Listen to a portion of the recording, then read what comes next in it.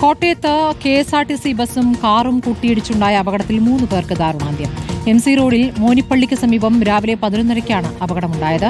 Akhil K വിവരങ്ങളുമായി. അഖിൽ, അപകടത്തിൽ 3 പേർ മരിച്ചിരിക്കുന്നു. കോട്ടയം MC റോഡിലെ വാഹനാപകടമാണ്. എങ്ങനെയാണ് ഈ ബസും കാറും കൂട്ടിയിടിച്ചത്?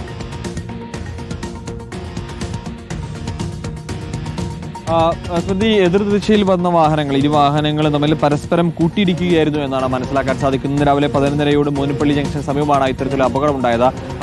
അതായത് ഈ ബസ് ഈ കാറിലേക്ക് പരസ്പരം ഇടിച്ചു കയറുകയായിരുന്നു. മുൻഭാഗം, അതായത് അപകടത്തിൽ ഈ കാറിന്റെ മുൻഭാഗം പൂർണ്ണമായും തകർന്നിട്ടുണ്ട്. 3 പേർ, അതായത് ഒരു വാഹനത്തിലുണ്ടായിരുന്ന ഒരു കുടുംബത്തിലെ 3 പേരെന്നാണ് മനസ്സിലാക്കുക. നിലവിൽ ഇവർ ഈ ഓണംതുരുത്ത് സ്വദേശികളാണ്. അതായത് വാഹനത്തിന്റെ നമ്പർ കേന്ദ്രീകരിച്ച് ഇത് ഓണംതുരുത്ത് സ്വദേശികളാണ് എന്നാണ് നിഗമനത്തിലേക്ക് എത്തിയിട്ടുണ്ട്. എന്തായാലും ഈ 3 പേരെയും പേരും വിവരവും കൃത്യമായ തിരിച്ചറിവിലേക്ക് എത്താൻ കഴിഞ്ഞിട്ടില്ല.